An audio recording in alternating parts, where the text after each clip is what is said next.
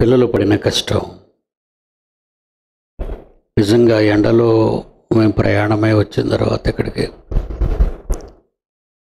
ఎండలో పిల్లలు పడే బాధ, ఈ మైదానం ఎంత వేడిగా ఉందంటే పిల్లలందరూ వాళ్ళ రంగులు మారిపోయాయి. ఈ వేడికి, ఈ కాంతికి, ఓజోన్ చిరిగిపోవటం వల్ల ఎక్కువగా కలర్స్ మారిపోతారు. చర్మ సంబంధమైన క్యాన్సర్, స్కిన్ క్యాన్సర్. ఒకప్పుడు ఆంధ్రప్రదేశ్ చల్లగా ఉండేది, ఈరోజు బాగులేదు. ప్రకృతి వైపరీత్యాలు. భూమి ఉపరితలం ప్రతి సంవత్సరం వేడెక్కుతుంది. భూగర్భ జలాలన్నీ కూడా ఎండిపోతున్నాయి. పోయే కాలం విశ్వానికి సంభవిస్తుంది. ఈ విశ్వంతో, ఈ జనంతో ఈ విశ్వమే నాశనానికి సిద్ధపడుతున్నప్పుడు ఏం జరుగుతుందో, ఏం జరగబోతుందో, ఎందుకు జరుగుతుంది అనే నిజాలు మనం సమాజానికి చెప్పాలి. ప్రియమైన దేవుని పిల్లలారా, సోదర సోదరీమణులారా, దైవజనులారా, సంఘ పెద్దలారా, సంఘ కాపరులారా, ఈ సమాజం నాశనం వైపు పరుగులు తీస్తుంది. ఈ విషయాన్ని యేసుక్రీస్తు వారు తన మాటల్లో చెప్పారు. అతను తదనంతరం అపోస్తలులు, వారి తరువాత గళం విప్పిన మహానాయకుడు అపోస్తలుడైన పౌలు దెస్సలోనిక, యూరోప్ దేశాల్లోని ఒక ప్రాంతం. యూరోప్ ఖండంలో ఆనాటి మానవాళి పరిస్థితిని గురించి ఈ పత్రిక రాస్తున్నాడు ఆయన. రెండో పత్రిక, దెస్సలోనికలకు రెండో పత్రిక రాస్తూ, ఎందుకంటే అదంతా గ్రీసు దేశు పరిపాలన ఎక్కువ. ఆ రోజుల్లో ప్రపంచాన్నేలే మూడవ మహాసామ్రాజ్యమైన గ్రీక్స్ పాలనలో ప్రపంచం ఉన్నప్పుడు ఎందరో గ్రీకు శాస్త్రవేత్తలు, తత్వశాస్త్రవేత్తలు పుట్టారు. వాళ్ళలో అలెగ్జాండర్ చక్రవర్తి కాలాన్ని కానీ మనం చరిత్రలో చదువుకుంటే క్రీస్తుకు ముందు, క్రీస్తుకు పూర్వం మాసిదోనియా, అకయ, ఈ ప్రాంతాలన్నీ కూడా మహాజ్ఞానులున్న ప్రాంతం. అది ప్రపంచంలో అప్పటికి జ్ఞానులున్న ప్రాంతం. బైబిల్లో ఆ పేరు చెప్పాడు, అరిపియుగ మహాసభ. ఏదో కొత్తదనం కావాలి, ఎవరు మాట్లాడినా క్రొత్త మాటలు కావాలి. నిజంగా మా పుట్టుక గ్రీకుల కాలం అయితే ఎలా ఉండేది అని ఆలోచిస్తూ ఉంటాను అప్పుడప్పుడు. కానీ ఏ కాలంలో, ఏ తరంలో, ఎక్కడ, ఎవరి ద్వారా భూమి మీదకి రావాలో భూమికి పునాదులు వేయబడక ముందే దేవుడు నిర్ణయం తీసుకున్నాడు. అందుకే మీ కాలంలో నేను పుట్టాను, మేము పుట్టాం, మా కాలంలో మీరు పుట్టారు. కానీ గ్రీకులు చరిత్ర చూసిన యేసుక్రీస్తు కాలానికి గ్రీకుల గురించి యేసుక్రీస్తు అన్న మాటలు మీకు తెలుసు. గ్రీసు దేశస్థులు జ్ఞానమును వెతుకుచున్నారు. గ్రీసు దేశస్థులు జ్ఞానమును వెతుకుచున్నారు. ఎప్పటికీ? క్రీస్తు కాలానికే.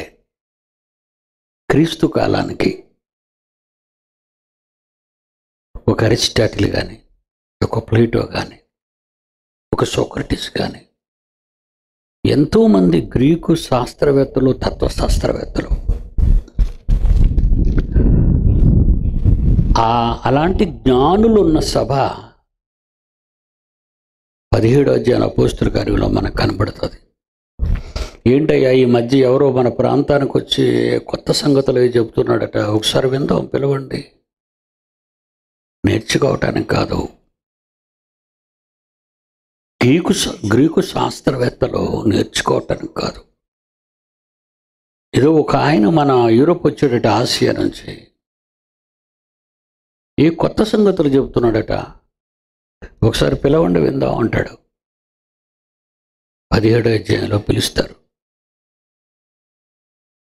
అప్పటికి గ్రీసు దేశస్థులు ఎలా ఉన్నారు అంటే, అందులో ఒక బలిపీఠం కట్టారు. ఆ బలిపీఠం మీద అర్పణలు చేస్తున్నారు. ఆ అర్పణలు చేస్తున్నప్పుడు దేవుడెవరో తెలియదు, కానీ ఉన్నాడు. ఆ ఉన్నవానికి మేము చేసే అర్పణలు వెళ్ళాలి అని ఎంత అడ్వాన్స్గా ప్రపంచంలో ఉన్నారో వాళ్ళ గురించి మీరు ఆలోచించండి. 17వ అధ్యాయం అపోస్తల కార్యాలు వచనం 20. ఏథెన్స్ వారందరూ కొన్ని క్రొత్త సంగతులు మా చెవులకు వినిపించుచున్నవి కనుక వీటి భావమేమో మేము తెలుసుకోవాలి. పౌలు మాట్లాడిన ప్రసంగాల భావం అర్థం కాని దశలో ఉంది ఆ రోజు గ్రీకు శాస్త్రవేత్త ప్రపంచం. అంటే మహానుభావుడు గళం విప్పితే గ్రీకు శాస్త్రవేత్తలకి అర్థం కాలేదు. ప్రియులరా, తెలియబడిన దేవునికి అని బలిపీఠం మీద రాసి 23వ వచనంలో, నేను సంచరించి మీ దేవతా ప్రతిమలను 1, 2, 3, 4 గ్రీకులకు ఎన్నో దేవతలు, ఎందరో దేవుళ్ళు. ప్రపంచ దేశాలలో గ్రీసు దేశం కూడా ఎందరో దేవుళ్ళు నమ్ముకున్న దేశం. అది కూడా మీ దేవతా ప్రతిమలను చూస్తూ నేను వచ్చినప్పుడు ఒక బలిపీఠం కనిపించింది. దేవతా ప్రతిమలు కలిగిన మీరు, దేవతా ప్రతిమలను చేసుకున్న మీరు అర్పణ చేస్తూ, ఈ దేవతల్లో ఎవరికీ కాదు, ఈ దేవతల్లో ఎవరైనా ఒకవేళ దేవత అయితే ఆ దేవతకే మా బలి అర్పణ. ఎంత జ్ఞానం అండి బాబు వాళ్ళకి! తెలియబడని దేవునికి అర్పణ. నవ్వు వస్తుంది కదండి వాళ్ళు చూస్తూ. దేవతా ప్రతిమలు ఉన్నాయి గ్రీసు దేశం నిండా. ఈ దేవతా ప్రతిమలన్నీ చూశాను, ఒక్కొక్క ప్రతిమ దగ్గరికి వెళ్ళి చూశాను. మరి బలిపీఠం మీద ఇలా రాశారు, ఇంతమంది దేవుళ్ళను దేవతలను పెట్టుకున్న మీరు వాళ్ళెవరో మీకు తెలీదా? ఇందులో ఏ ఒక్కరో అని కూడా మీకు తెలీదా? తెలియదు గనుకే ఇంతమందిని పెట్టుకున్నారు. తెలియదు గనుకే తెలియవలసిన దేవుడు తెలియకపోయాడని, తెలియబడని దేవునికని మీరు అర్పణిస్తున్నారంటే హ్యాట్సప్ అన్నాడు పౌలు. బాగా కమ్మ కట్టాడు దాని అర్థం. గ్రీకు శాస్త్రవేత్తలకు కమ్మ కట్టిన మహానీయుడండి. Is a challenger. ఏథెన్స్ వాసులారా, మీరు సమస్త విషయములలో దేవతాభక్తి గలవారై ఉన్నారే, తెలియబడని దేవుని మీద భక్తి కలిగి ఉన్నారు అంటే మీకు ఏదైనా నట్టు లోపల లూజ్ అయిందా? దేవతాభక్తి కలిగిన వారు, కానీ ఎవరి దేవతో తెలియదు, కానీ అర్పణ మాత్రం జరిగిపోతుంది. పౌలు గారికి ముందు క్రీస్తు కూడా అదే మాట అంటాడు, గ్రీసు దేశస్థులు జ్ఞానమును వెదకుచున్నారు.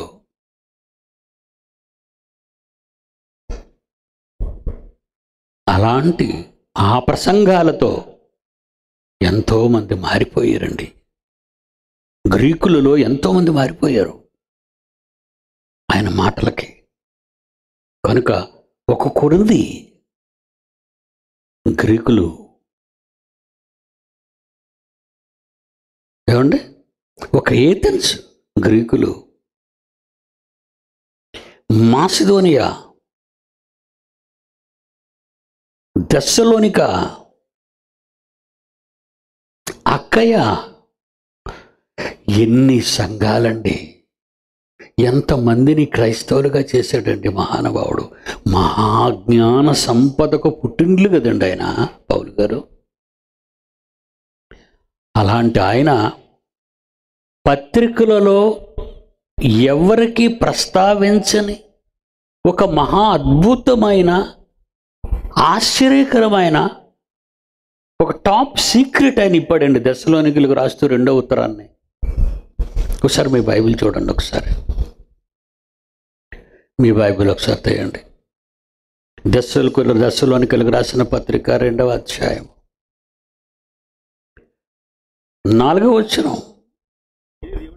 ఏది దేవుడనబడునో, ఏది పూజింపబడునో దానినంతటిని ఎదిరించుచు దానంతటికి పైగా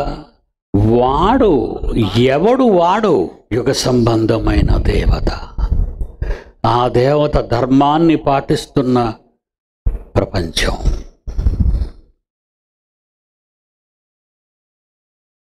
ఏమండి?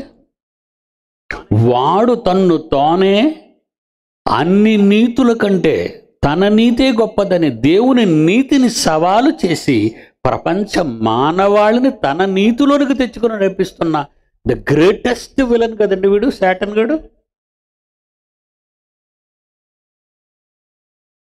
వాడు ఏమంటున్నాడండి? వాడు దేవుడనబడునో, ఎవరు పూజింపబడునో దానిని ఎదిరించుచు దానంతటికి పైగా వాడు తన సింహాసనాన్ని వేసుకొని తానే దేవుడను అని కనపరుచుకొనుచు దేవుని ఆలయములో కూర్చుండును గనుక ఏ విధముగానైనను ఎవడును మిమ్మును మోసపరచకుండా చూచుకొనండి. మోసపరచనివ్వకండి. ఏంటి, మొదటి శతాబ్దంలోనే ఇన్ని వార్నింగ్లా క్రైస్తవులకు, క్రైస్తవ సంఘాలకు? క్రీస్తు శకం 50-60 మధ్యకాలంలో సుమారు రాయబడిందండి దశలోనిక పత్రికలు 2 కూడా. ఈ దశలోనికలు ఎవరూ కాదు, యూరోప్లోని గ్రీసు దేశానికి చెందినటువంటి వాళ్ళు వీళ్ళంతా. పౌలు యొక్క మహాజ్ఞానంతో అనేక మందిని గ్రీకులలో నుండి, అన్ని జనులను గ్రీకుల్లో నుండి, అదే హెల్లేనీల నుండి క్రైస్తవులుగా మార్చి సంఘాలుగా కట్టాడు. అందులో దశలోనిక సంఘం, బరేయ సంఘం, మాసిదోనియా సంఘం, కొరింథీ సంఘం, ఇవన్నీ కూడా వాళ్ళేనండి. యూరోప్లో ఉన్న గ్రీకులు వీళ్ళంతా. వాళ్ళకి ఉత్తరాన్ని రాస్తున్నాడు అంటే అప్పటికి అదే సంఘం ఎవరైతే పౌలు మాటలు విని క్రీస్తును రక్షకునుగా అంగీకరించి దేవునిలోకి వచ్చారో వాళ్ళందరి మధ్యకి వాడు తన వాళ్ళని పంపాడు మోసపరచమని చెప్పినట్టుగా. ఆ మోసపరచబడుతున్నారు కనుక గ్రీసు దేశంలో ఉన్న క్రైస్తవులకి ఈ హెచ్చరిక రాస్తున్నాడు. ఈరోజు ప్రపంచమంతా మోసపరచబడిపోయింది. ఎందుకంటే పుణ్యం అంటే తెలీదు, పాపం అంటే తెలీదు. పుణ్యం అంటే తెలీదు, పాపం అంటే తెలీదు. దేవుని మీద తిరుగుబాటు. నీ కొడుకు హ్యాండ్లో వదిలేసి డ్రైవ్ చేయడం ఎందుకు? నీ కొడుకు చొక్కా ఇప్పేసి వెనక్కి వేసుకొని దిక్కులు చూసుకొని అంత సూపర్ ఫాస్ట్గా వెళ్తున్నాడు ఈ ఫాస్ట్ మోటార్ సైకిల్స్ మీద. టైర్ల కింద పడిపోయి పచ్చడైపోతుంటే ఒక తల్లి మొన్న ఎవరో బాబు పంపించారు. ఆ మాంసం ముద్దంతటిని దగ్గర కూర్చోబెట్టి దగ్గరికి లాక్కుంటుంది రోడ్డు మీద. ఎందుకు అన్యాయం చేసావు దేవుడా అని ఆయన అంటుంది. కన్నది నువ్వు, పెంచింది నువ్వు, రోడ్డు మీద ఎందుకు ఎక్కినప్పుడు నువ్వేం చేస్తున్నావు? దేవుడి మీద. పైగా మళ్ళీ కామెంట్ ఇస్తుందండి, లోకంలో ఏ పిల్లడు కనబడలేదా, నా కొడుకే దొరికాడా దేవుడా నీకు అంటది. ఇదే పుణ్యం. ఏంటి, కసాయి ప్రపంచం అయిపోయింది కదండి. కసాయి ప్రపంచం అండి. దేవుణ్ణి ఎవరైనా ఏమనంటే గుండెల్లో మంటలు రగిలిపోతాయండి. నాకు నీకు పిచ్చెక్కింది, నిన్ను కన్న వాళ్ళకి పిచ్చెక్కింది. మీరు పిచ్చెక్కిపోయిన వాళ్ళు పిచ్చరుపులు అరుస్తున్నారు, దగ్గరికి వస్తే కరుస్తారు మీరు. పైగా దేవుణ్ణి అంటున్నారు. ఆయనే పాపం చేశాడు. నీ కొరకు తన ప్రాణాన్ని ఇచ్చాడే, తన కొడుకును వదులుకున్నాడే. 33 సంవత్సరాల తర్వాత వచ్చేయమని పిలుచుకున్నాడండి యేసుక్రీస్తుని. 2000 సంవత్సరాలైనా పరిశుద్ధాత్మ దేవుడు తన మళ్ళా ఆ కొడుకును కూడా పిలవకుండా ప్రజల మధ్య ఉంచాడండి కాపుదల. సృష్టి పుట్టకముందు, మనిషి అనేవాడు పుట్టకముందు, భూమి మీద రాకముందు ఏ మనిషి కొరకు ఈ ప్రకృతిని అనుకూలంగా మలచాలో ఆ తండ్రి అయిన దేవుడు పరిశుద్ధాత్మ దేవుడిని కాపలా పెట్టాడండి. శ్మశానంలో కాటి కాపురు ఎలా ఉంటాడు? ఏముంటాయండి అక్కడ? శ్మశానం ఎలా ఉంటుంది?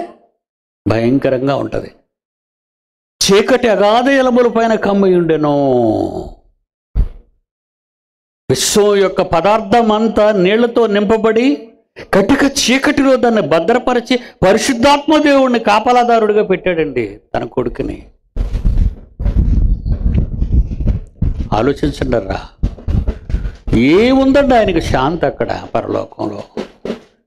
క్రీస్తు వచ్చిన వెంటనే మళ్ళా చిన్న కొడుకును పంపించేశాడండి. నాయన నువ్వు వెళ్ళి. కానీ 33.5 ఏళ్ళు యేసుక్రీస్తు తనకు దూరమైన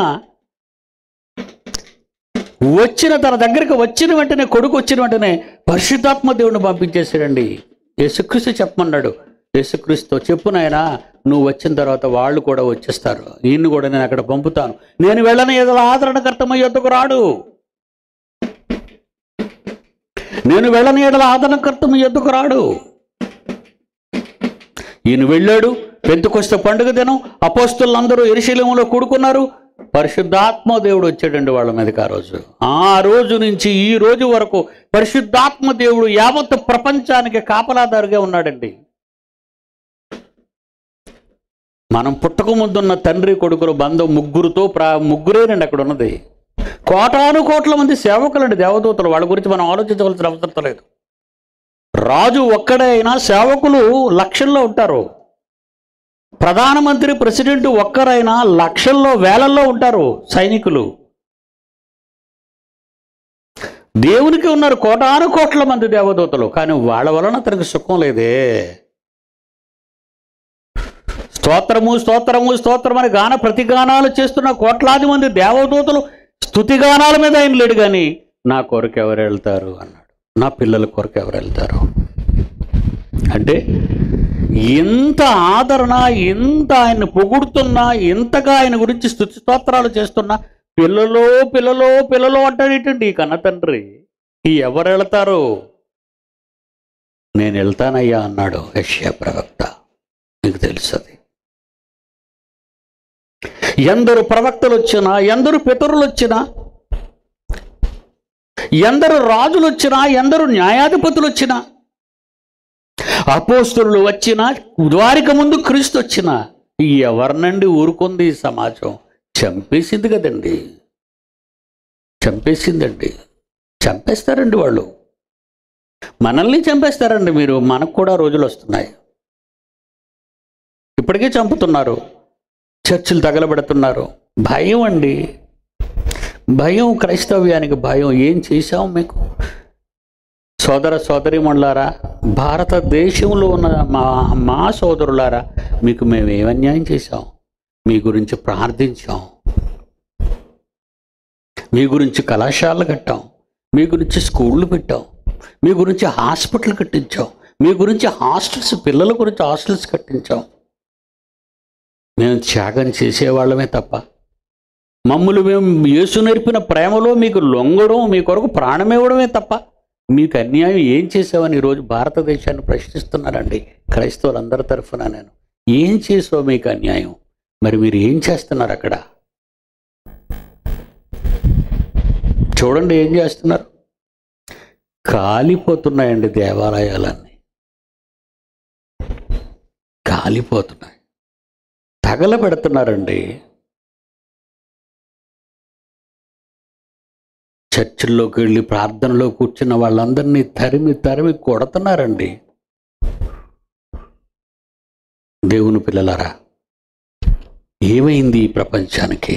దయ్యం పట్టింది, దయ్యం పట్టిందండి. యుగ సంబంధమైన దేవత పట్టిందండి. అందుకే అంటున్నాడు తెస్సలోనిక 2వ అధ్యాయంలో, 2వ పత్రిక 2వ అధ్యాయంలో 5, పౌలనే నేను తెస్సలోనికనే మీ దగ్గర ఉన్నప్పుడు ఈ సంగతులు మీతో చెప్పినది మీకు జ్ఞాపకము లేదా? ఈ పత్రిక రాసినప్పటికి లేడు, కానీ ఈ పత్రిక రాయక ముందు వాళ్ళ దగ్గర ఉన్నాడు. అప్పుడు చెప్తున్నాడు, అక్కడున్న తెస్సలోనికలో ఉన్న గ్రీకు క్రైస్తవులు, గ్రీకులలో నుండి క్రైస్తవులుగా మారిన వాళ్ళతో అంటున్నాడు, నేను ఇంకా మీ యుద్ధ ఉన్నప్పుడు ఈ సంగతులు మీతో చెప్పినది మీకు జ్ఞాపకము లేదా? కాగా వాడు ఎవ్వరికి కనిపించడు. పుణ్యాలంటాడు, పాపాలంటాడు, పుణ్యక్షేత్రాలంటాడు, ఏమండి దేవాలయాలంటాడు, చర్చిలు అంటాడు, మసీదులు అంటాడు, ఆరాధనలు అంటాడు. అన్యాయం ఆ మాటలే వస్తున్నాయి. పుణ్యం అనే ఒక నీడలో, పదంలో, ఆ పదం వెనక అన్ని ఘోరాలే. ఏమండి ఎప్పుడట వాడు తన సొంత కాలమందు బయలుపరచబడవలెనని వానిని అడ్డగించినది ఏదో అది మీరెరుగుదురు. మనం ఎలా పట్టుకుంటాం అటువంటి? జాగ్రత్తగా వినాలి. మీరు ఎప్పుడు తెలుసుకుంటారు? మళ్ళా చదువుతాం. అది వాడు తన సొంత కాలమందు బయలుపరచబడవలనని వానిని అడ్డగించినది ఏది మీరెరుగుదురు అంటున్నాడు. 2000 సంవత్సరాల క్రితమే గ్రీసు దేశంలోని క్రైస్తవులు దుష్టుని ఎదిరించే శక్తివంతమైన ఒక ఏదో పవర్ ఉంది మన దగ్గర, అది మీరెరుగుదురు. పుణ్యం అంటే ఏంటో డెఫినేషన్ చెప్పాడు, ప్రోవర్బ్ అంటే ఏంటో డెఫినేషన్ చెప్పాడు, నీతి అంటే ఏంటో బైబిల్లో డెఫినేషన్ చెప్పాడు. సంతోషం, మీరు విన్నారు కదండి. 2 రెళ్ళు 4 కాదండి, మరో ఎక్కాల పుస్తకంలో 2 రెళ్ళు 6 అన్నాడు అనుకోండి. ఈరోజు ఏమైపోయింది? అదే కదండి అయిపోయింది. రైటును నమ్మకుండా తప్పును నమ్మేటట్టుగా ప్రేరణ మిగుస్తుంది. ఒక పవర్ ఉంది, దుష్ట శక్తి. దాన్ని అడ్డగించినది ఏది? ఒక సంతోషి గళవ నుండి బయటకు వచ్చేది, ఒక ఉపేంద్ర గళవ నుండి బయటకు వచ్చేది, ఒక జాన్సన్ గారి గళవ నుండి బయటకు వచ్చేది, ఒక ప్రసన్నబాబు గళవ నుండి బయటకు వచ్చేది దేవుని వాక్యం. 66 పుస్తకాలతో కూడిన శాస్త్రాలకు అందని, మానవ మెదడుకు అంతు చిక్కని మహాజ్ఞానాన్ని దేవుడు రాసి ఎందుకు ఇచ్చాడో మన చేతికి తెలుసా? ఈ కాలంలో వాడు బయలుపరచబడాలి. వాడెవడో ఈ కాలంలోనే బయలుపరచబడాలి. చూడండి, మళ్ళీ చదువుతాను. వాడు తన సొంత కాలమందు బయలుపరచబడవలనని. సొంత కాలం అంటే పరిపాలన వాడిది, రచ్చబండలు వాడివి, ఏమండి మరి మీడియా వాడిది, సోషల్ మీడియా వాడిది, పేపర్ మీడియా, ప్రింట్ మీడియా వాడిది, అంతా వాడితే. అందరూ వాడి మాటలే నమ్ముతున్నారు, మన మాటలు నమ్మటం లేదు. ఎంత చక్కగా క్లిప్స్ వేసి ఈ మీడియా వాళ్ళు, న్యూస్ ఛానల్స్ వాళ్ళు ఎలా దోపిడీ చేస్తున్నారో మీకు తెలుసు. మొట్టమొదటి ఈ దోపిడీ కార్యక్రమాన్ని ప్రారంభించిన మొదటి వ్యక్తి రామోజీ. ఆ రోజు ఆయన పెట్టింది ఈనాడు పత్రిక. మొదట ఆయనకి ఈనాడు పత్రిక పెట్టాడు, ఉషోదయ పబ్లికేషన్స్. 1977లో వచ్చినటువంటి సునామీ, భావదేవరపల్లి, రేపల్లి, ఆ ప్రాంతం అంతా కూడా వేలాది మందిని చంపి పడేసింది. చెట్ల మీద శవాలు వేలబడ్డాయి. అప్పటికి చాలామంది మీలో పుట్టుండరు. 1977 నవంబర్ 19 కానీ 18 కానీ దివిసీమ, రేపల్లె దివిసీమ తుఫాను, అర్ధరాత్రి భయంకరమైన మెరుపులతో బంగాళాఖాతంలోని అతిపెద్ద కెరటం వేలాది మందిని శవాలుగా మార్చింది. ఆ కాలంలో మీరు సహాయం చేయండి వరద బాధితులకు కనిపెట్టాడండి దుకాణం. అది మొట్టమొదటి దుకాణం, నేను ఎరిగిన మొదటి దుకాణం. అంతేనండి. ఇంకా తర్వాత పత్రికలు రావడం మొదలుపెట్టేసి కొత్త కొత్త పత్రికలు రంగప్రవేశం చేశాయి. ఆ తర్వాత ఈ మీడియా వాళ్ళు చూసారా, అతను అడుక్కున్నాడు, వీళ్ళైతే తెలివిగా అడుక్కుంటున్నారు. దోపిడీ దోపిడీ దోపిడీ. ప్రజలకు వెళ్ళిందా? దుప్పట్లు పంచారా బాగా? మీ దగ్గర వచ్చిన డబ్బంతా కొనేసి ఇచ్చారు వాళ్ళకే? నొక్కేస్తారండి వీళ్ళు. అయ్యా, నేను సమాజాన్ని బాగుపరచడానికి ఈనాడండి ఈటీవీ 2లో మాట్లాడడానికి, సమాజాన్ని బాగు చేస్తాను నేను, మతాన్ని ప్రచారం చేయటానికి కాదు. వ్యవస్థను నేను మారుస్తాను, నాకు ఒక ½ అన్ అవర్ ఇమ్మని అడిగితే ఇవ్వననేసాడండి.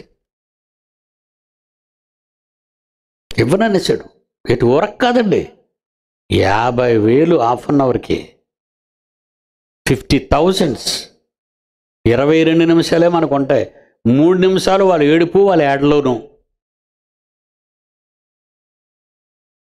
ఆ తర్వాతే TV9, మా టీవీ, ఐ న్యూస్, ఎన్నిట్లో మాట్లాడడం మొదలుపెట్టాను. దీనికి ఏమైనా ఊరకనే మాట్లాడించారండి? ఊరక కాదండి, 50,000 అండి. మొన్న ఐ న్యూస్ వాళ్ళు తీసుకున్నది, లాస్ట్ టైం నేను మాట్లాడిన ఐ న్యూస్లో 10,000 అండి. ఒక హాఫ్ అన్ అవర్కి 23 నిమిషాలు అని మాట్లాడడానికి. ఎవరండి మనకి? ఒక చెత్త సినిమా. ఓరు బాబోయ్, ఆ కబాళి అనగానే ప్రపంచం అంతా తలడిల్లిపోయి, వీళ్ళని విమానం ఎక్కేటప్పుడు, ఆ విమానం దిగాను విజయవాడ విశాఖపట్నంలోనే విమానం ఎక్కే ముందు, ఏటండి బాబు, ఇండియన్ ఎయిర్లైన్స్కి, ఎయిర్ ఇండియాకి ఎవరు మన కబాలి హీరో ఎవరండి, రజనీకాంత్ గారి బొమ్మ అండి బాబు. విమానం అంత ఉందా బొమ్మ? అది అట్టర్ ఫ్లాప్ అయిపోయి పోయింది. అది ఎందుకంత అడవుడు చేస్తున్నావు ఇలాంటి వాటి గురించి? ఒకటే, ప్రతి చెత్త సినిమాకి వీడియో ఆవిష్కరణనో లేదంటే ఆడియో ఆవిష్కరణనో ఈ సినిమా కులాలు అందరూ అక్కడ చేరతారు. ఏమండి? అందులో ఎదిగేవాళ్ళు ఎదుగుతున్నారు, పోయేవాళ్ళు పోతున్నారు, అడుక్కునేవాళ్ళు అడుక్కుంటున్నారు, చచ్చేవాళ్ళు చేస్తున్నారు. కానీ ఒక మంచి మాట సమాజానికి చెప్పటానికి వాళ్ళ అవకాశం లేదండి. విజయవాడలో మాట్లాడేటప్పుడు అందరితో చెప్పాను, చాలామంది ప్రొడ్యూసర్స్ ఉన్నారు విజయవాడలో, దయచేసి ఆ చెత్త సినిమాలు సమాజం మధ్యకు తీసుకురాకండి అన్నాను. అయినా వాళ్ళు బిజినెస్ అండి, వాళ్ళు డబ్బు కావాలి. లోకాన్ని వెళుతుంది అది. మల్టీ స్టార్ మీడియా ఏమండి, క్రోర్స్ పెట్టుబడితో హెవీ స్టార్స్తో తీసిన ఎన్ని సెంటర్లో రిలీజ్ అవుతుందో ప్రపంచ దేశాల్లో చెప్తాడండి. అంత అవసరమా అండి? వాడి రాజ్యాన్ని వాడు నిలబెట్టుకుంటాడు. ఇది వాడి సొంత కాలం, ఇది వాడి సొంత కాలం. ఈ సొంత కాలంలో బయలుపెట్టేది ఏది? వాక్యం. ఆ వాక్యాన్ని చెప్పేది ఎవరు? క్రైస్తవుల చేతికి బైబిల్ ఇచ్చాడు 16వ శతాబ్దంలో. బాగా ఆలోచించండి మీరు. 16th century జాన్ గుటెన్బర్గ్ రావటం, బైబిల్ను మొట్టమొదటిసారిగా ప్రపంచంలో ముద్రణ యంత్రం కనిపెట్టిన తర్వాత బైబిల్ను ముద్రించటం, దేవుడు గ్రేట్ బ్రిటన్ని, ఒక క్రైస్తవ దేశాన్ని, ప్రపంచాన్ని ఏలేటట్టు రవస్తమించిన సామ్రాజ్యంగా దేవుడు డెవలప్ చేశాడు. జార్జి చక్రవర్తులు అనుకోకండి, వాళ్ళ పిరంగులు అనుకోకండి మీరు. రాజ్యం సింహాసనం మీద కూర్చోవాలంటే దేవుడు అధికారం ఉండాలి.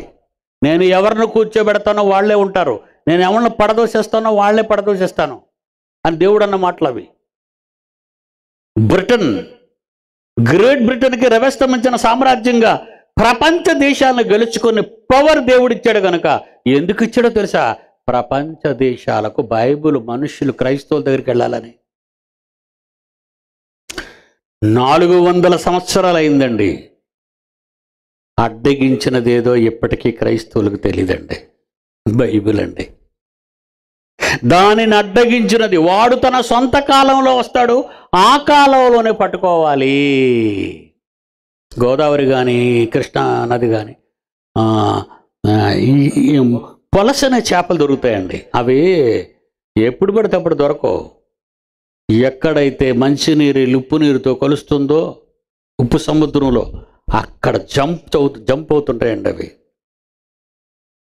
అప్పుడే పట్టుకుంటారు పులస చేప. వేడి 2000, 3000 కేజీ, 4000, 5000, 5000 కూడా అమ్ముతారు ఈ పులస చేపని. అన్ని కాలాల్లో దొరకవండి. అన్ని కాలాల్లో దొరకవు. అన్ని పెట్టలు కూడా అన్ని కాలాల్లో మన చిలక సరస్సుకు కానీ అలాగే మన కొల్లేరు సరస్సుకు కానీ రావు. కొన్ని జాతులు దొరకాలంటే ఒక కాలం అంటూ ఉంటుంది. ఎవడు విశాఖపట్నం మా మార్కెట్లో ఒక మార్కెట్ కానీ వెళ్ళంటే ఒక అన్ని రొయ్యలేనండి బాబు, విపరీతమైన రొయ్య పడిపోయింది అనమాట.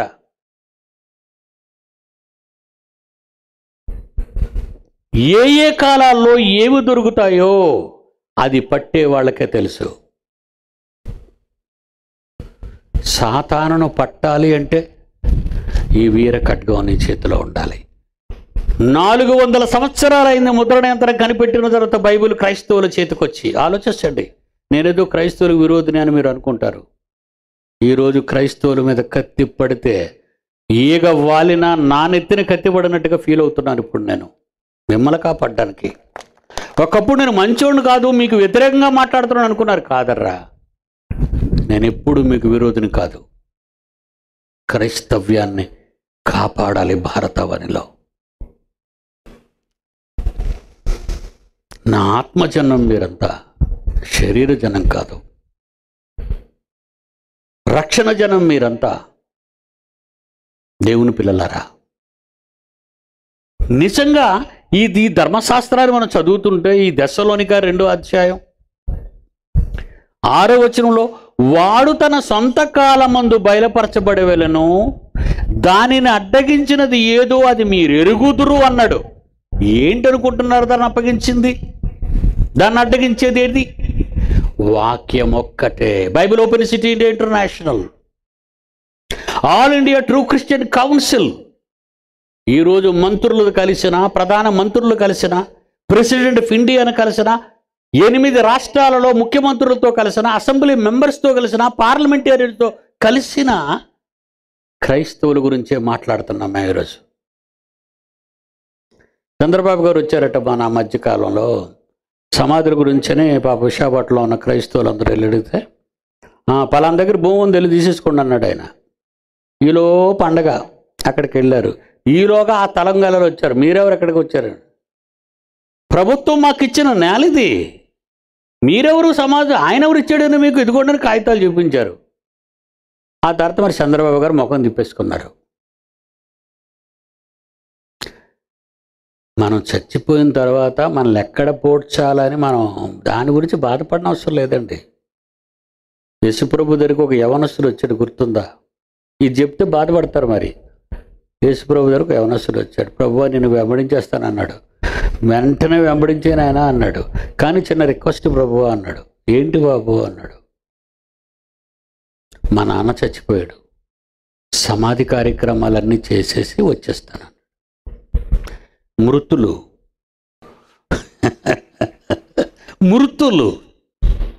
మృతులు చచ్చిపోయిన వారిని పాతిపెట్టుకుంటారు. నీకెందుకు నాయన ఆ బాధ? నన్ను వెంబడించు. ఎన్ని ఆటంకాలు, లోకనీతి, ఎన్ని నీతులు వచ్చుంటాయో కుర్రోడు దగ్గరికి, ఎన్ని సంగతులు, ఎన్ని సామెతలు వచ్చుంటాయో చూడండి. ఈడేం కొడుకండి బాబు, తండ్రి చచ్చిపోతే వదిలేసిపోయాడు, దేవుడో దేవుడో దేవుడో అని ఒకటి. అంతే కదండి. ఏంటి దేవుడు ఏంటండి? తండ్రి కంటే ఏంటంటే దేవుడు. ఆ తండ్రి కనబట్టే కదండి ఈరోజు దేవుడు అంటున్నాడు. ఇక ఈ మాటలు మనం తట్టుకోలేవండి. శవాన్ని పీకుతున్న కాకుల్లో పొడిచేస్తారండి. కానీ యేసు మాట వాళ్ళకి అర్థమైందండి. దానిని అడ్డగించినది శవాన్ని పాతిపెట్టడం కాదు నాన్న, జీవాన్ని బోధించటానికి. జీవించినప్పుడే నాతో ఉండు. ఆయన అయిపోయింది ఆయన చాప్టర్. నీ తండ్రి బ్రతుకున్నంత కాలం ఈ సంగతి ఆయన గ్రహించలేదు. సమాజ శ్రేయస్సుకో, దేవుని పక్షాన శ్రేయస్సు చేయటానికో ఆయన ఇప్పుడు ప్రయత్నించలేదు. ఈ ఆపర్చునిటీ ఈరోజు నీకు వచ్చింది, నువ్వు దీన్ని ఉపయోగించుకో, మళ్ళీ వెనక్కి వెళ్ళకో. మృతులు తమ మృతులను పాతి పెట్టుకుంటారు. ఏమండి, అలా వదిలేస్తే ఎవరండి తీస్తారని మీరు అనుకుంటారా? కుక్క చచ్చిపోతే రోడ్డు మీద ఉంటుంది, కానీ మనిషి చచ్చిపోతే రోడ్డు మీద ఉండడు. బాగా ఆలోచించండి మీరు. ఏమండి మొన్న ఎక్కడే బస్సు తిరగబడిపోయిందండి, నేను వచ్చినట్టు చూపించారు, ఎక్కడే దిగబడిపోయిందండి, బస్సులో 11 మంది ఎంతమంది చచ్చిపోయి డ్రైవర్కి మధ్యకి బద్దలైపోయాడు. అక్కడ ఎవరు లేరే.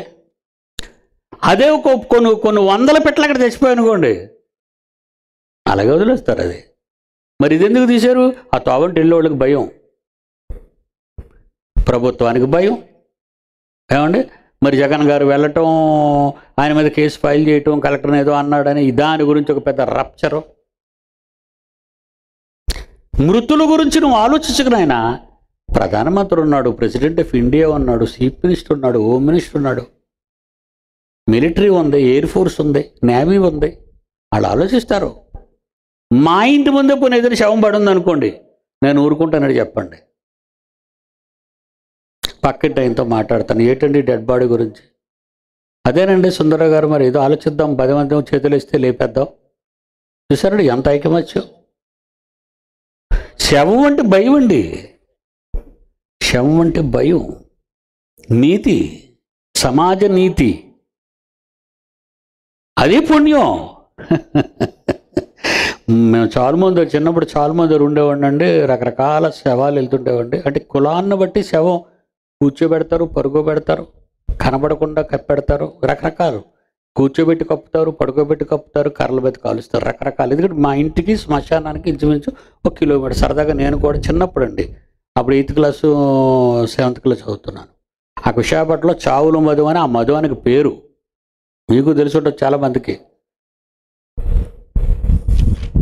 అందరూ తీసుకెళ్తారు, అక్కడ పెట్టేస్తారు, కాల్చేస్తారు, రకాల పద్ధతిలో పోతారు. శవాన్ని విడిచిపెట్టరండి. మరి ఎప్పుడు తెలుసుకుంటారా మీరు? మహాజ్ఞానం నిలిచిపోయింది వ్యవస్థలో. దేవుడు 2000 సంవత్సరాల క్రితం ఇచ్చింది 1600 సంవత్సరాలు చీకట్లో ఉండిపోయింది. 400 సంవత్సరాలే కదా బయటకు వచ్చింది. ఈ 400 సంవత్సరాల తర్వాత క్రైస్తవ్యం ప్రపంచం అంతా వ్యాపించిన వాక్యం వ్యాపించలేదండి. ఆడిని అడ్డుకోలేకపోతున్నారండి. ఆవును తినకూడదు, తినిస్తే చంపేస్తామన్నారు. ఆవును కొయ్సినోడిని చంపేశారు, ఆవును తింటే అందరినీ చంపేస్తామంటున్నారు. ఏం చేద్దామండి? ఎందుకు చెప్పేస్తాను? ఆవును తింటే చీఫ్ జస్టిస్ అండి, సుప్రీంకోర్టు చీఫ్ జస్టిస్ ఆయన రిటైర్ అయిపోయారు, మార్కండేయులు గారని. ఈ మధ్యన పాపం రిటైర్ అయిపోయారు కనుక ఎవరితో సంబంధం లేదు కనుక గట్టిగా అడుగుతున్నారు. ఇప్పుడు అదే పొజిషన్లో ఉంటే అడగరు, ఎందుకంటే తీసేస్తారు ఆయన్ని. భోజనం ఆహారం, మేక ఆహారం, కోడి ఆహారం, ఆవు ఆహారం,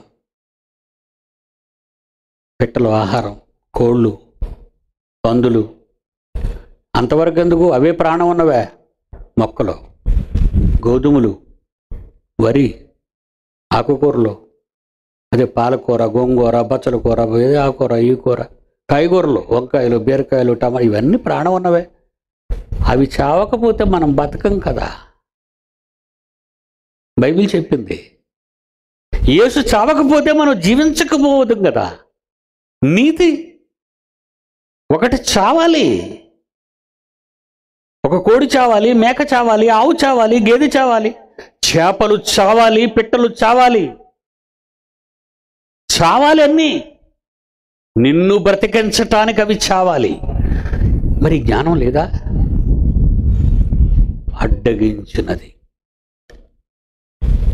అడ్డగించినది సమాజానికి మేలు చేస్తున్నావనే ముసుగులో ఈరోజు మానవాళికి వాళ్ళు చేస్తున్న దారుణమైన పరిస్థితులు మరి ఈరోజు మీరు చూస్తున్నారు క్రైస్తవుల పట్ల.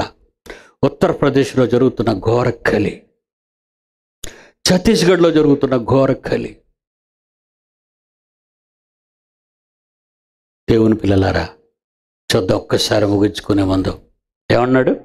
వాడు తన సొంత కాలమందు బయలుపరచబడవలని వారిని అడ్డగించినది ఏదో అది మీరు ఎరుగుదురు. దేవుని వాక్యము, బైబిలు 66 పుస్తకాలతో కూడిన మహాజ్ఞాన గ్రంథం. ధర్మ విరోధ సంబంధమైన మర్మము ఎప్పటికే క్రియ చేయుచున్నది.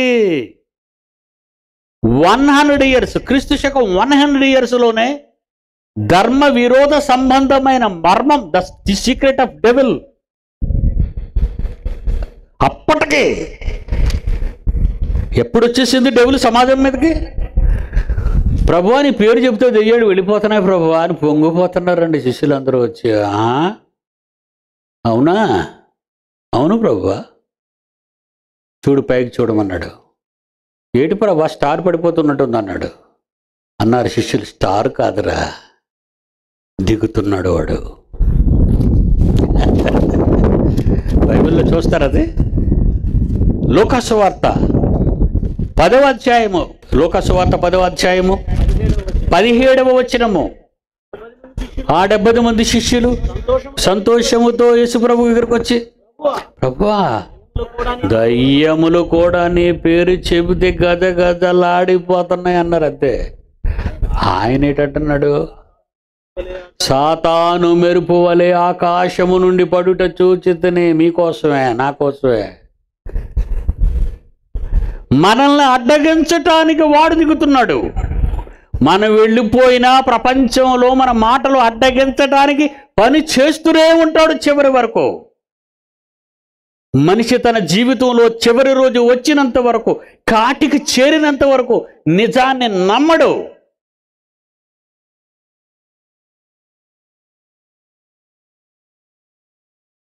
ఒక కారులో వస్తున్నప్పుడు ఒక బిల్డింగ్ చూపించి, చెప్పని పేర్లు అవి, ఏమండి అతనికి ఇందులో 60 ఫ్లాట్స్ ఉన్నాయండి. నేను ఏమనలేదు కానండి, మనసులో ఏమనుకున్నాను, ఈ 60 ఫ్లాట్స్ అనుభవించగలడా? అనుభవించలేడండి. ఎందుకని? ఏం చేసుకుంటావు? ఏం చేసుకుంటావు? ఏం చేసుకోవు. 64 కోట్లు వదిలేసి వెళ్ళిపోయింది అమ్మ. తమిళనాడు అమ్మ, జయలలితమ్మ. చిన్నప్పటి నుంచి సినిమాల్లో జాయిన్ అయ్యి, చిన్నపిల్లల చెప్పుల నుంచి, చిన్నపిల్లల గౌన్ల దగ్గర నుంచి, ఏమండి చివరి సినిమాలు వేసినంత వరకు రామారావుతో, శివాజీ గణేషన్తో, ఎంజీఆర్తో మొత్తం అన్ని దాచుకుందండి. అలాగా సంపాదించిన ఆమె కూడబెట్టుకున్న నగదు 64 కోట్లు. సుబ్రహ్మణ్యం గారు కేసు వేయటం, కేసుల చుట్టూ తిరగటం, జైలు పాలు కావటం, బయటకు రావటం, హాస్పిటల్ పాలు కావటం. పుణ్యం ఎక్కడ ఉంది ఇప్పుడు? చెప్పండర్రా. ఏం దాచుకుంది? ఏం పట్టుకుపోతుంది? ఎందుకు కష్టపడ్డావు? ఏమండి ఎవరి కోసం కష్టపడ్డావు నీ జీవితాన్ని? భర్త లేడే, పిల్లలు లేరే, తోడ పుట్టిన వాళ్ళు లేరే, ఉన్నా ఎవరికి కాలేదే, సినిమాలు అయిపోయాయి, రాజకీయాల్లో ప్రవేశించో, అధికారాన్ని చేజిక్కించుకున్నావు, తమిళనాడును చక్రం తిప్పాలనుకున్నావు. ఈలోగా దేవుడే నిన్ను తిరుగుటప్పాలో రమ్మన్నాడు. ఎవరికి విడిచిపెట్టావు ఇవన్నీ? ఒక్క క్షణం మనిషి అలా నిలబడి ఆలోచిస్తే అండి, మనకి ఇన్ని అవసరం లేదండి. అది ధర్మ విరోధ మర్మానికి చెప్పవలసిన మాటలు ఇవేనండి. జనాన్ని ఆకట్టుకుంది, జనాన్ని ప్రేరేపించింది, జనాన్ని రెచ్చగొడుతుంది. ఉగ్రవాదం ఉంది, నక్సలిజం ఉంది, రౌడీలంది, గూండాలంది, రాజకీయం అంది, దోపిడి దొంగలంది. పాడైపోతున్నారండి. నాట్ ఓన్లీ ఇన్ ఇండియా, ప్రపంచ దేశాలు. చివరికి ఈరోజు ప్రపంచంలో ద స్టేట్ ఆఫ్ టెర్రరిస్ట్స్, ఒక స్టేట్ వెలిసి, ఒక దేశం వెలిసిందండి. ఒక టెర్రరిస్ట్ స్టేట్ వెలిసిందండి. ఎంతో మంది సిరియాలో ఉన్నవారు అటు యూరోప్లోని జర్మనీ కానీ, జెకోస్లోవియా కానీ, తర్వాత ఈ పక్క ఈ మధ్యధరా సముద్రానికి యువతలు దాటి ఈజిప్ట్కి కానీ ఎన్నో దేశాలకు పడవల మీద వెళ్తూ చచ్చిపోయారండి. పడవ మునిగిపోయి చచ్చిపోయారు. గత సంవత్సరం చరిత్రలో, 2 సంవత్సరాల చరిత్ర మీకు తెలుసు. కాలు దిగుతున్నాడండి వాడు, నార్త్ కొరియా. ఇతని పేరే ట్రంప్. బోరా. ఎస్సలూరుకుంటాడా? నీకే ఉందా? సై అంటే సై అన్నది United States of America. North Korea కొమ్ము కాస్తుంది రష్యా, అదే నార్త్ కొరియా కొమ్ము కాస్తుంది చైనా. కానీ అగ్రరాజ్యాల సమ్మేళనంతో ఉంది అమెరికా. ఈ రెండు కాట్లాడుకుంటే పిట్టలు లాంటి వాళ్ళు మనం చచ్చిపోతామండి. ఫస్ట్ బయాలజికల్ వెపన్ బాంబు విడిచిపెట్టింది సిరియా మీద. శ్వాసకోశ సంబంధమైన వ్యాధితో వితిన్ సెకండ్స్లో చచ్చిపోయారండి, పిల్లలు మొదలుకొని పెద్దల వరకు. మనం సంపాదించిన ప్రాపర్టీ వాళ్ళకి కావాలి, మన అవసరం లేదు. అదండి ఈ వెపన్స్ తాలూకా గొప్పతనం.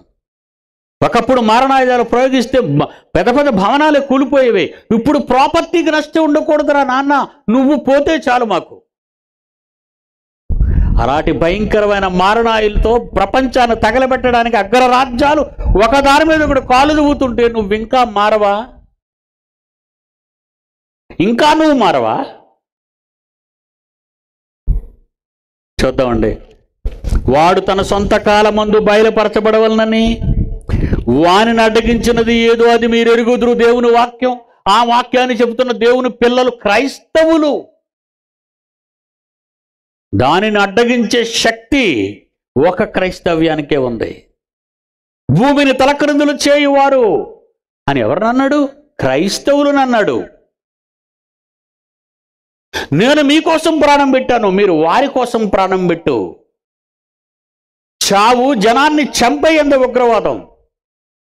నువ్వు చచ్చినా ప్రజల్ని ప్రాణాలతో బ్రతికించంది క్రైస్తవవాదం. ఇవన్నీ మన కళ్ళకు మూసేసింది కదండి. దానిని అడ్డగించినది ఏదో మీరు ఎరుగుదురు. ధర్మ విరోధ సంబంధమైన మర్మము ఇప్పటికే క్రియ చేయుచున్నది. ఇది వరకు అడ్డగించుచున్నవాడు మధ్య నుండి తీసివేయబడి వరకే అడ్డగించును. మనం గాని పూనుకుంటే యేసు లేచిపోతాడటండి ఈ లోకానికి రావడానికి. చూడండి కింద ఎంత మంచి మాట అన్నాడు. అప్పుడు ఆ ధర్మ విరోధి బయలుపరచబడును. ప్రభు అయిన యేసు తన నోటి ఊపిరి చేత అతనిని సంహరించి తన ఆగమన ప్రకాశము చేత నాశనము చేయును. అంటే ప్రపంచ ముగింపు మీ చేతిలో ఉందన్నాడు దేవుడు. ఇది 2000 సంవత్సరాల క్రితం అన్నమాట. త్వరగా వచ్చుచున్నానన్న యేసు ఎందుకు రాలేదని ఏ క్రైస్తవుడైనా ఆలోచిస్తున్నారండి? ప్రపంచ క్రైస్తవుల గురించి మాట్లాడుతున్నాను. ఇదిగో త్వరగా వచ్చుచున్నాను, తలుపునొద్దు నిలుచున్నాను, తలుపునొద్దు నిలుచుండు తట్టుచున్నాను, మీరు తలుపు తీయండి. ఇన్ని వాక్యాలు నేర్చుకున్న మనం ఏటైనా ఇంకా రాలేదు. 2000 సంవత్సరాలైంది. ఇదేనా త్వరగా రావటం అంటే? నేను త్వరగా వస్తున్నాను అని ఎందుకన్నాడో తెలుసా? మీరు రంగం సిద్ధం చేయండి.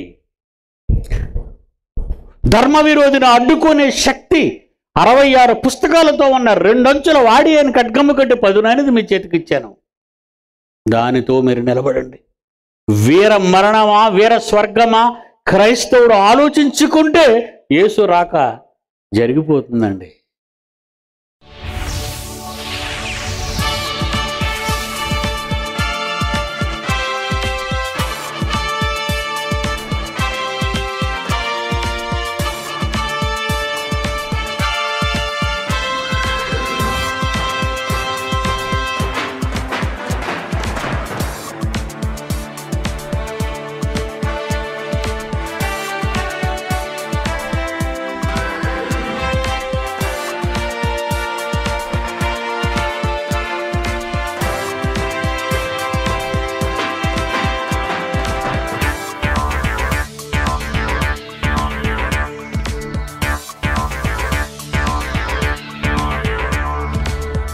తెరువుమా నేటి క్రైస్తవ తరమా, క్రీస్తు రాకతో అపవాది అంతమా. కనులు తెరువుమా నేటి క్రైస్తవ తరమా, క్రీస్తు రాకతో అపవాది అంతమా. ఆత్మల రక్షణకై క్రైస్తవులంతా ఏకమై, ఆత్మల రక్షణకై క్రైస్తవులంతా ఏకమై, సకల జనులకు సాక్షాత్మై రాజ్య సువార్తను ప్రకటించు సోదరా. సకల జనులకు సాక్షాత్మై రాజ్య సువార్తను ప్రకటించు సోదరా. కనులు తెరువుమా నేటి క్రైస్తవ తరమా, క్రీస్తు రాకతో అపవాది అంతమా.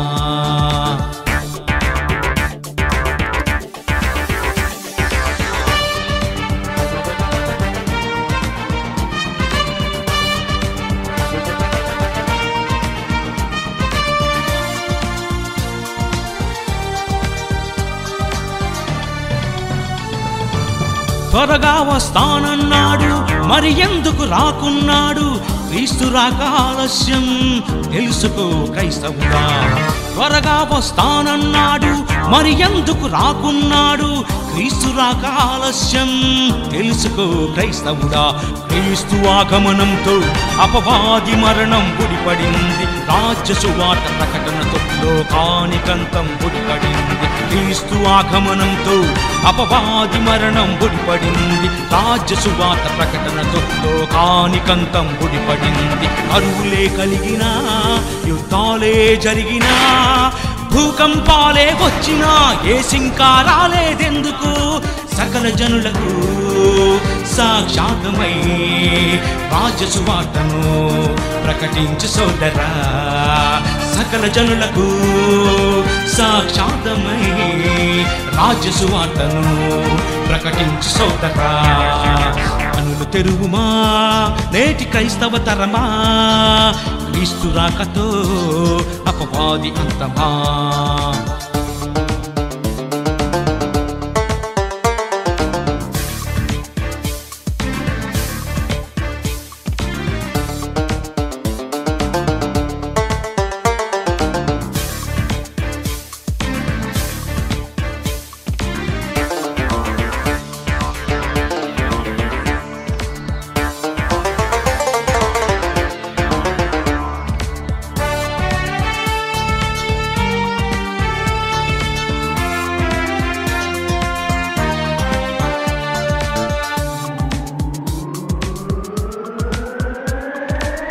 దయ్యం తన ఆయువు నెరిగి మీ యొద్దకు దిగి వచ్చాడు, భిన్నమైన బోధను చేసి క్రైస్తవులను చీల్చాడు.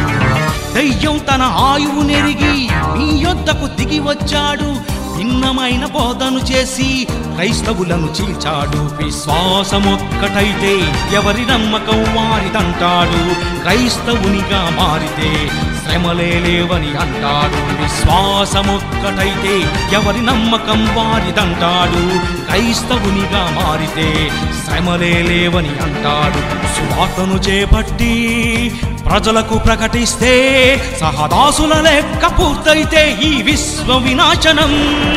సకల జనులకు సాక్షాత్మై రాజ్య సువార్తను ప్రకటించు సోదరా. సకల జనులకు సాక్షాత్మై రాజ్య సువార్తను ప్రకటించు సోదరా. కనులు తెరువుమా నేటి క్రైస్తవ తరమా, క్రీస్తు రాకతో అపవాది అంతమా. కనులు తెరువుమా నేటి క్రైస్తవ తరమా, క్రీస్తు రాకతో అపవాది అంతమా. ఆత్మల రక్షణకై క్రైస్తవులంతా ఏకమై, ఆత్మల రక్షణకై క్రైస్తవులంతా ఏకమై, సకల జనులకు సాక్షాత్మై రాజ్య సువార్తను ప్రకటించు సోదరా.